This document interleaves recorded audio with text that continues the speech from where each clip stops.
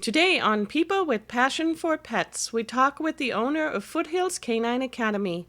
Brenda Dreyer has a passion for dog sports, and she loves to teach other dog owners how to connect with their pets.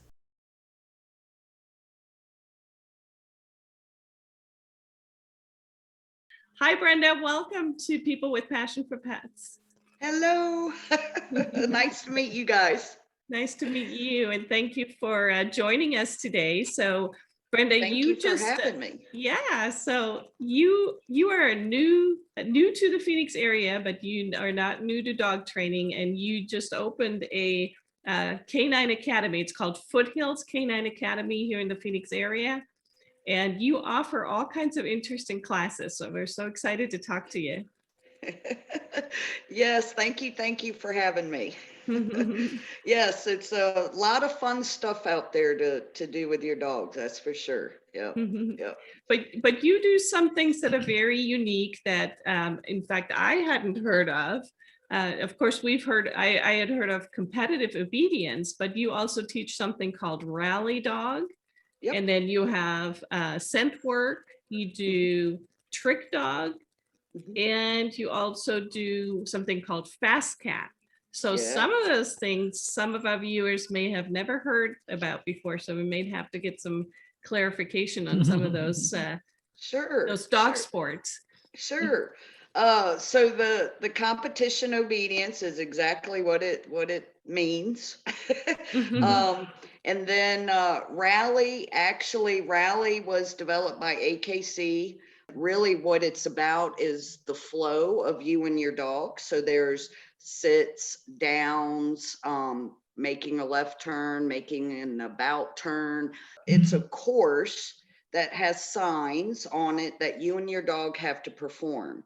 And the difficulty of the signs depends on what level you are. As you progress, of course, the signs will get harder. Some of the signs are like in novice rally are very basic. And the signs will get more difficult. So, you'll start introducing jumps, what we call fronts, where your dog has to give you a nice front. They have to come front and sit.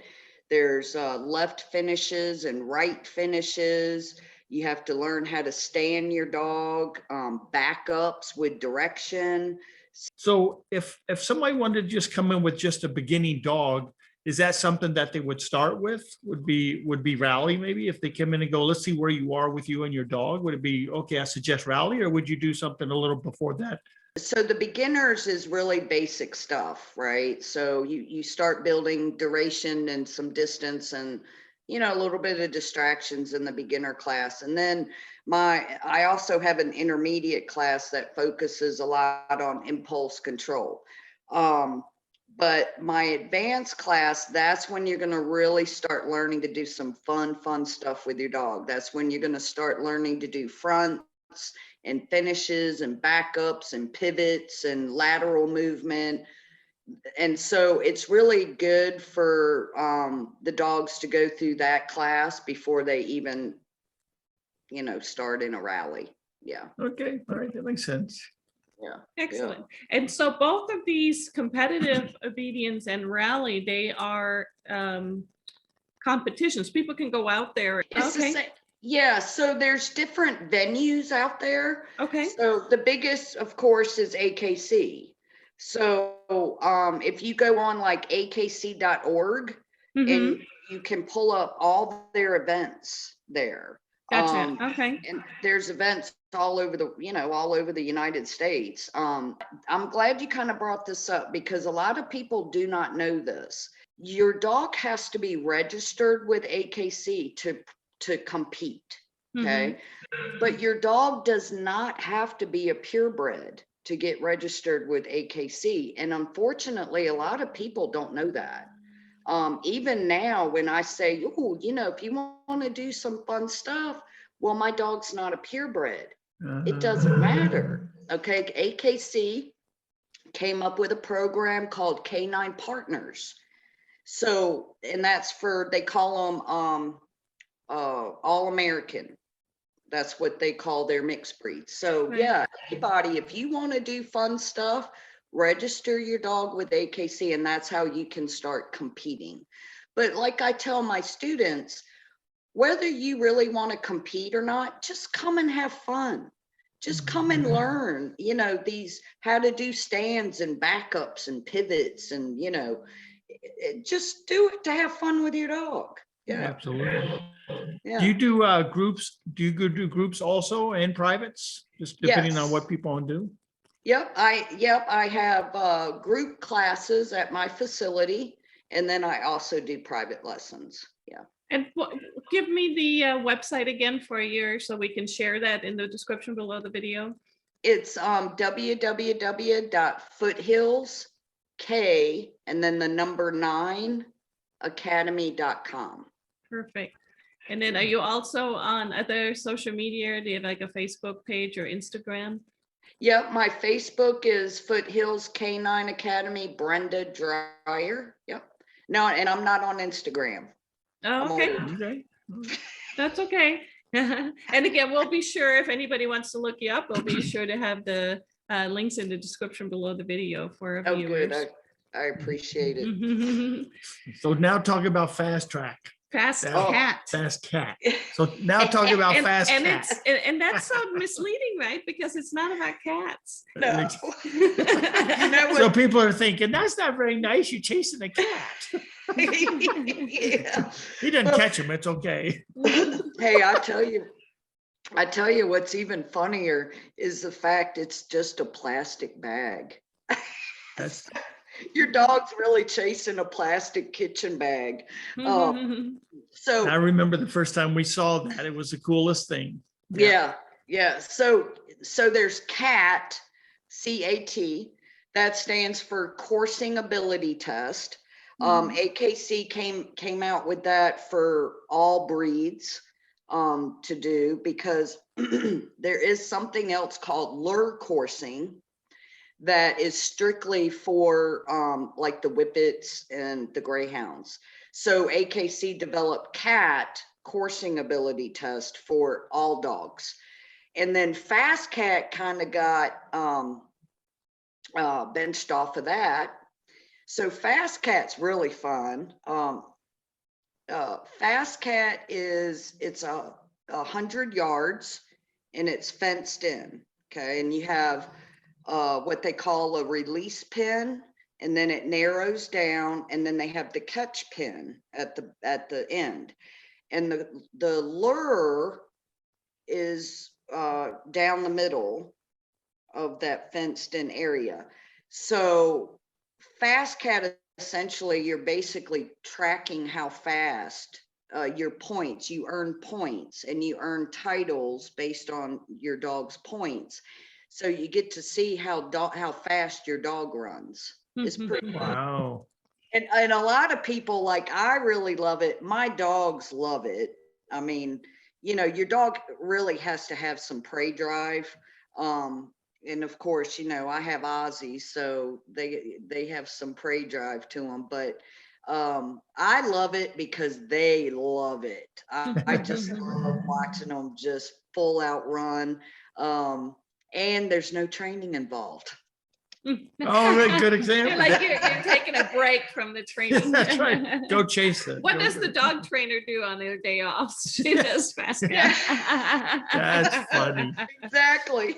That's funny. Yeah, all us trainers are like, Fast Cat, yes. Yeah, right. We're gonna go have a beer. And you're gonna... Yeah. That's Yeah, funny. so Fast Cat's a hoot. Yeah, I like Fast Cat. That's great. Wonderful. And then you also do scent work, which I think that's super exciting. That's a very, very interesting sport. And it's not just a sport, because it has so many great applications. Oh yeah, yeah. They my boys are trained for scent detection, nose work, scent work. AKC has trials for that. So with AKC, there's you train your dog on like birch, cypress, anise, and clove. Yeah, so and then there's 4 elements they call them that your dog tests in for each level. So once again, you know, you have your novice level and so forth. Within each level, they have what they call their elements. So there's the interior, exterior, containers, and then buried. Yeah, it's pretty fun. Interesting. Yeah, it's pretty fun too. Yeah, I trained my dogs for like a year before I actually put them in a trial. Yeah, And yeah, scent work for me is actually pretty cool because when I went to school, when we did the scent work, it was using the prey drive. It was for protection, but it was really amazing to see the dogs track scent. I mean, because oh yeah, they have to learn, and you wouldn't really think that, but to watch the dog learn to look up or follow a scent high or, you know, around yes, a corner or over different surfaces, it's really an amazing thing when you watch the dog, oh their yeah, wheels going and they're figuring this thing out. Where did the scent go? And they do a U-turn and they come back, try to pick that yeah, scent up. oh And it's yeah, as much exciting for me and the owner because you see your dog really working through that. And yeah. scent work is just cool stuff. It is, yeah. You have to really know, you know, cold days, warm days, you know, Yeah. how the wind's blowing, where the odor is pooling, you know, residual odor. I mean, all that stuff. Yeah, Yeah. it's pretty neat. Yeah, It's anything. I amazing. mean, all of it is. So it's pretty cool when you know, even in trick dog or even in obedience, all of it, scent work. You know, Mhm. you're to watch your dogs, like you're saying, their wheels start to, it's Yeah. awesome. Yeah. Yeah. So So, trick dogs ought to be something that people, when they get the obedience, want to really just go outside the box. Because to me, trick dogs is what we really tell people. If people think obedience is boring, do tricks. You know, I used to yeah, recommend a book called 101 Dumb Doggy Tricks I many have years that. ago. Do you? I have it. I I sent do. I've sent a lot of people to that book because, you know, doing obedience, sometimes people just, it's boring, you know, and it's so formal. Okay, you know, and then I just tell them, okay, now do this book, just go through this book and have fun, you know, Yeah. because just like you say, it's got to be fun, because if it's Oh, yeah. not fun, then nobody's going to deal with it, you know. Yeah.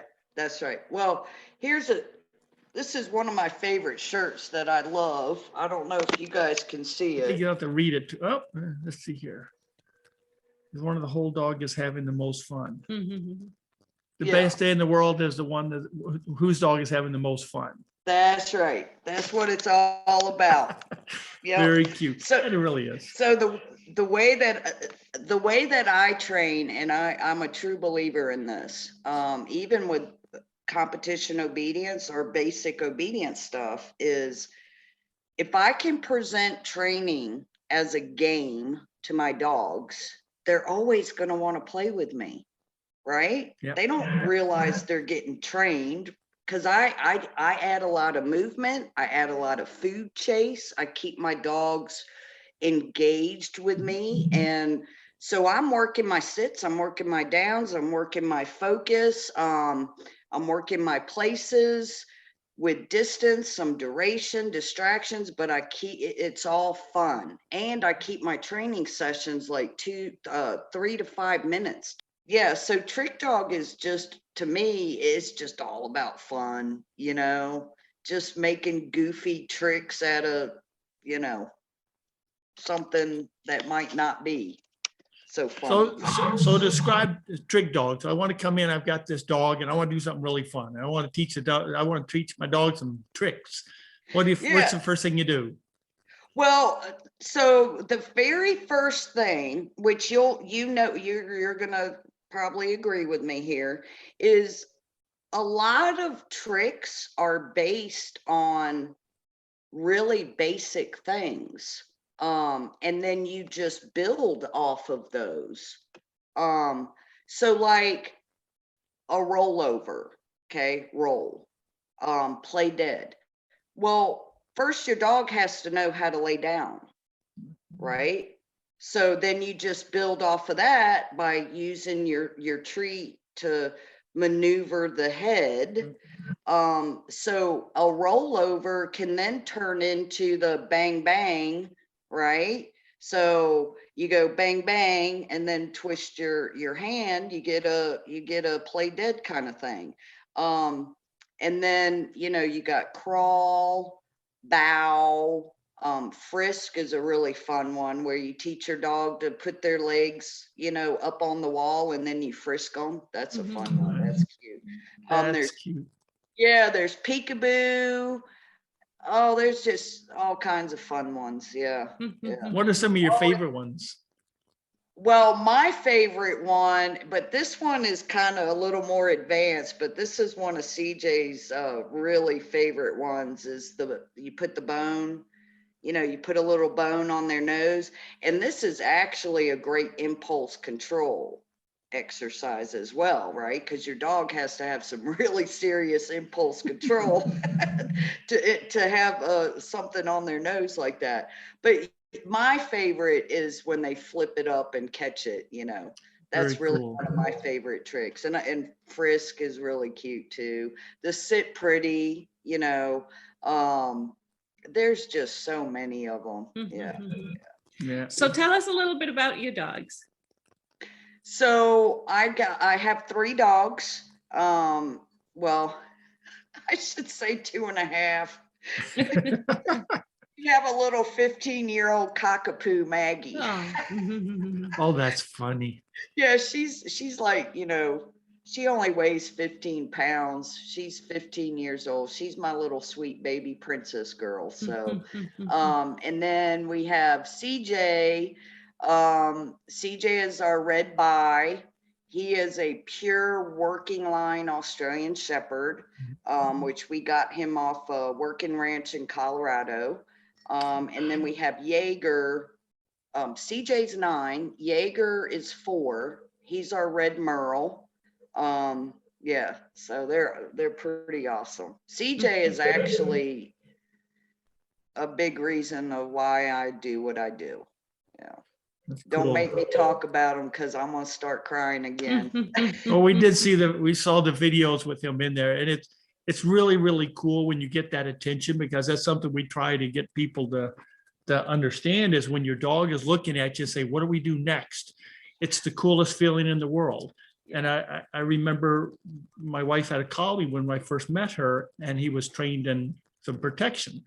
And I remember when you pulled out the leash, or when you pulled out a sleeve or to do protection, he couldn't have had a funner time, you know. And it was he was just, let's do this, you know. Yeah. And it's so cool when you work them, or you even play with them when they're just intent on doing something with you. It's very cool. Well, I tell you, when we got CJ, we had lost our first Aussie to cancer, and we got CJ, and we didn't know what we were getting. I mean, I had never had a working line herding breed. The intensity. Yeah. Welcome to the party. Yeah. Yeah. And you know, my typical training wasn't working with him.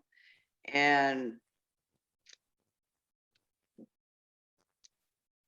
he's why I'm where I am. That's cool. He requires you to step it up, huh? Yeah. That dog, he taught me a lot about myself. That awesome. And he taught me a lot about training. So yeah, cool. It was hard. It was challenging. It was frustrating. It was all those things, but I wouldn't change anything because he's my boy. Yeah. The working line is really something that you mentioned. I got to go to a sheep ranch, and the guy had some Aussies, and it was an amazing thing to see. I mean, you can see those videos on the YouTube, but I got to see it in real life, and everything was a whistle or a sound because the dogs were a quarter mile away. Yeah, and the dog was, when the truck fired up, it was the dog he was on. I mean, that was it. And it was the most intense thing I've ever seen to really see a dog like that. And when we left, the dog didn't want to go. He said, well, there's still sheep and there's still things to do. but it was one of those things where he looked at the owner like, do we have to leave? Yeah. You know? Yeah. And then he'd say, get in the truck, you know, and he goes, okay, fine, you know. And it was that breed line that they breed, it's the dogs are there. That is the dog. And are you guys there? Oh, there you Yeah, there you are. Did we get stuck like this? Yeah, you did actually. I was like, okay, something's not right here. She's like, why are they like, oh, Somebody streaming a YouTube video or something. Yeah.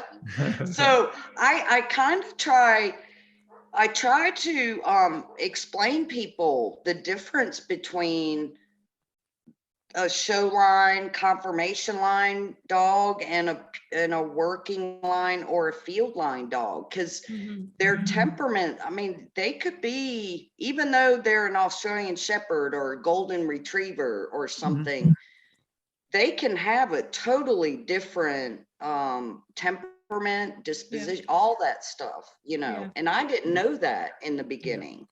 Well, and you know, that is actually one of the biggest things that we tell people is that out training is very specialized on the temperament of the dog. It has nothing to do with the breed. It's not breed specific. It's not a method that we use. Everything we do is based on a temperament test that we do, and then also the people's lifestyle, because you know every situation is different. And you know, just like you're saying, just because you get a certain breed, there are certain characteristics, but that doesn't mean that the dog has the temperament. You know, and we always try to encourage people when they get a dog, and it doesn't have to be a purebred dog. Even if you go and pick a dog from a rescue or you go to the Humane Society, we always say, please, you can call us, you can ask us to do a temperament test, and we can talk about what is the lifestyle, what are you looking for in a dog, and then let's find a dog that matches with your family and what you do. And I think that's so important. Awesome. It is very important. Yeah, you can't get a Jack Russell and live in a little apartment and keep them in an X pen, you know. Exactly. Yeah. And it's really good. The society's really changing now with the rescues and the adoptions and stuff, where they're starting to hire people or get people on staff, which is very important to have, like a behavioralist or something. So when you go in and you've never owned a dog, I mean, we get people all the time, we go, this is my first dog, or, you know, whatever. But they're able to go in there and say, this is what we have, what do you have, and what do you know? And it's such a good thing, because then the dog goes out of there and never comes back. You know? Right. The probability of them returning is much lower. Yeah. Exactly. Yeah. And that's what we'd like to do is find people like you that go, okay, now that you've got this dog, and let's do something fun with him, because you've got him in the backyard and you have teenagers. We try to get the kids involved. The dog's part of the family. You know, he comes in the house, he, you know, lays quietly, we eat dinner, you know, that type of stuff. So it's very cool. Oh, lost her again. Now she's all frozen. We're probably frozen too. Yeah, no problem. I know it's windy outside, so it's probably having factoring into there somewhere. Well, we're kind of out in the sticks, and there's not a lot of we don't get the internet. We still have string between two cups. But I have good string though. I have good string. Fishing line, I've upgraded it. So tell us. Oh, sorry. Yeah, like I had mentioned before, that's one of the reasons I really wanted to start my academy was, you know, just to kind of encourage people to find a sport, or just to find something fun to do with their dogs. There's so much out there, and whether you actually want to compete or not, just do it and have fun with it. You know, the fly ball is a hoot, you know. Herding, anyway, I could go on and on. Yeah, it's really cool too. I mean, we're thinking about doing the herding one here because they're pretty close and they're really nice, you know, nice people. And I thought that was that was the first time my own dog did that, and it was kind of cool because it's all about the energy. And I keep, you know, it's funny because the person teaching my dog had that perfect energy where my dog was relaxed and just kind of go, okay, whatever you want. And it was, Right. it was very cool. It was very cool. Yeah. I especially, when I get students in with herding breeds and stuff, I'm always like, hey, go to Iron Spoon Ranch, if you want to. Or there's another one out in Queen Creek too. Just do a herding test. Just Yeah. anyway. Yeah. So let's talk about your facility and the services that you offer. So you've got a really nice indoor facility. Yep. To have an indoor facility is really it's a cool thing, because in Arizona, obviously, it's hot. Yeah. Oh, it's a dry heat. Okay. Yeah. Oh, yeah. We just burst into flames here. That's all. I think, like you said, once it gets 110, it doesn't matter, right? It doesn't matter. Hot Hot is hot. Yeah. Yeah. For your customers, you just have one-on-one classes that they can sign up on. And would they usually do like once a week? Is that what you would recommend? Yeah. So Okay. my group classes are 7 weeks. They're 7-week sessions. And like I have 4 or 5 different beginner classes, different day, different times. There's advanced, so there's different classes throughout the week. And then, they just go on my website and find the class that best fits their schedule. And then they register online, and then they'll come for the next 7 weeks at that same day and time. Yeah. Now, like with my beginner and my puppy class, I actually keep that very first class for orientation, because I've been doing this for so long now, and there's so much, as I know you guys are aware, there's so much pertinent information out there that I think is very beneficial for them to learn and understand moving forward with their dog, like how we need to communicate with them, how they communicate with us, just all kinds of really good information. And it's hard to do that when they're trying to manage their dog and listen to me at the same time. So for the puppy and the beginner class, the very first class is for orientation. It's really cool that you're out here, especially that you have a facility like that too. So in the summertime, oh, we're locked again. We just